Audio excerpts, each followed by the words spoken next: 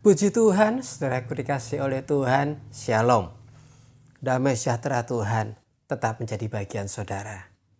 Bersyukur kepada Tuhan, sampai dengan hari ini, saya dan saudara masih ada.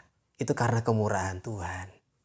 Saudaraku yang dikasih oleh Tuhan, mari bersama-sama kita menikmati nutrisi kehidupan. Beberapa waktu yang lalu, kita sudah mendengarkan bagaimana alasan apa yang seringkali membuat orang percaya kepada Tuhan tidak melakukan apa yang namanya berdoa. Tidak melakukan apa yang namanya berdoa. Bukankah doa adalah hubungan saya dengan Tuhan? Bukankah doa itu merupakan hubungan saudara dengan Tuhan? Komunikasi bersama dengan Tuhan. Saudaraku dikasih oleh Tuhan, yang pertama, terlalu sibuk. Terlalu sibuk. Sehingga membuat kita ini lelah. Letih. Tidak melihat suatu kesempatan. Bahwa berjumpa dengan Tuhan dalam doa adalah kesempatan, adalah pilihan yang terbaik. Bukan tidak penting apa yang namanya bekerja dengan kesibukan sehari-hari saya dan saudara. Itu penting, itu penting. Tetapi mampukah saya dan saudara melihat kesempatan itu yang menjadi pilihan kita berhubungan dengan Tuhan. Menjumpai Tuhan di dalam doa. Yang kedua, kekeringan rohani. Kekeringan rohani. Kita manusia, kadangkala rohani kita begitu meningkat. Justru sebaliknya ada saatnya kita justru drop, jatuh ke bawah. Merasakan kehampaan, merasakan kesia-siaan, merasakan kekeringan kerohanian ini. Tetapi apa yang dikatakan oleh Alkitab dalam Lukas? Tuhan meminta kepada saya dan saudara untuk tidak jemu-jemu melakukan apa yang namanya doa. Kita rajin dalam berdoa, dalam kondisi apapun. Dalam kondisi baik, keadaan kerohanian baik, keadaan kerohanian yang kering, pun juga kita tetap melakukan apa yang namanya doa. Rajin dalam berdoa. Sudah dikasih oleh Tuhan. Yang ketiga yang sekarang kita bahas. Yang ketiga adalah merasa ada kepahitan di hati ini. Ada kepahitan di kehidupan ini. Ada kekecewaan di kehidupan ini. Yang membuat saya dan saudara, orang-orang percaya, tidak melakukan apa yang namanya doa.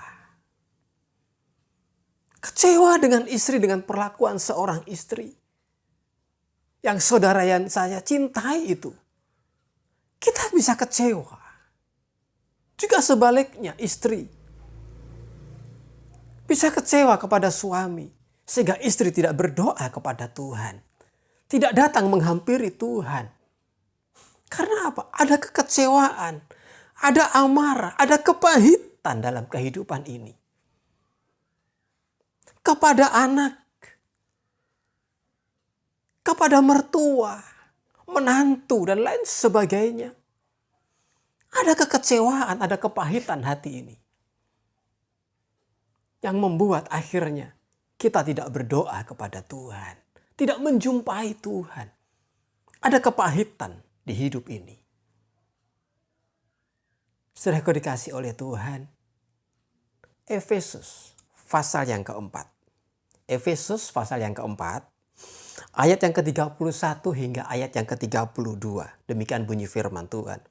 Segala kepahitan, kegeraman, kemarahan, pertikaian, dan fitnah hendaklah dibuang dari antara kamu. Demikian pula segala kejahatan. Apapun yang dinamakan kejahatan. Apapun yang dinamakan, apa yang difikirkan tingkah laku kita, apa yang kita perbuat, apa yang dinamakan kejahatan, kita buang. Ayat yang ke-32.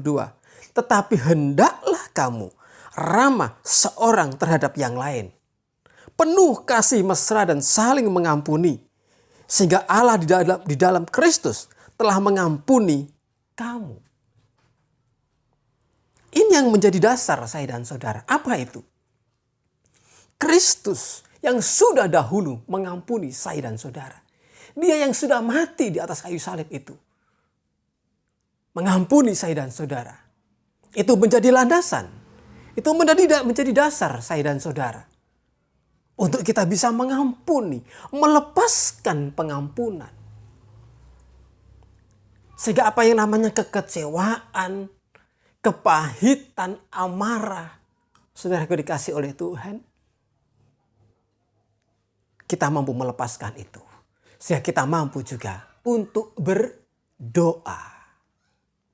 Saudaraku dikasih oleh Tuhan, teman sebaya dengan saya dan saudara, sekerja dengan saya dan saudara, kita menolong mereka, kita membantu mereka. Tiba-tiba dari belakang mereka menusuk saya dan saudara. Menjegal pekerjaan saya dan saudara. Bukankah itu menjadi kekecewaan hati ini? Menjadi punya rasa pahit hati ini. Tetapi hendaklah di sini dikatakan, kamu ramah seorang terhadap yang lain dengan melepaskan pengampunan, saling mengampuni. Apa yang dinamakan kepahitan, kegeraman, segala apa yang jahat itu yang kita pikirkan, apa yang kita perbuat, adalah kita buang jauh-jauh. Saudaraku dikasih oleh Tuhan, sehingga kita mampu apa yang namanya berdoa. Injil Markus di sana dikatakan juga, sebelum kita berdiri, sebelum kita datang kepada Tuhan, kalau kita mengingat sesuatu apa yang salah, kita lebih dahulu datang kepada orang itu. Dan kita melepaskan pengampunan. Ada damai. Bukan tidak bisa kita berdoa kepada Tuhan. Sementara kita menikmati juga apa yang namanya kepahitan. Apa yang namanya kekecewaan. Kita bisa berdoa semacam itu, bisa. Itu yang namanya doa. Doa penuh dengan kepalsuan. Tuhan seringkali menegur Farisi, ahli-ahli Taurat di sana. Penuh dengan kepalsuan. Kita berdoa. Tetapi hati kita penuh dengan kepahitan. Penuh dengan amarah. Penuh dengan dengki dan lain sebagainya. Itu yang namanya doa kepalsuan. Mampukah kita berdoa semacam itu? Benarkah di hadapan Tuhan semacam itu? Mari saudara dikasih oleh Tuhan. Tetap kita datang kepada Tuhan. Kita berdoa kepada Tuhan. Kita lepaskan pengampunan. Sehingga kita mau berdoa dengan baik di hadapan Tuhan. Melakukan doa juga dengan baik di hadapan Tuhan. Benar di hadapan Tuhan. Saudara dikasih oleh Tuhan. Selamat beraktivitas. Tuhan Yesus memberkati saudara. Dia Immanuel buat saudara. Dia baik buat saudara. Haleluya. Amin.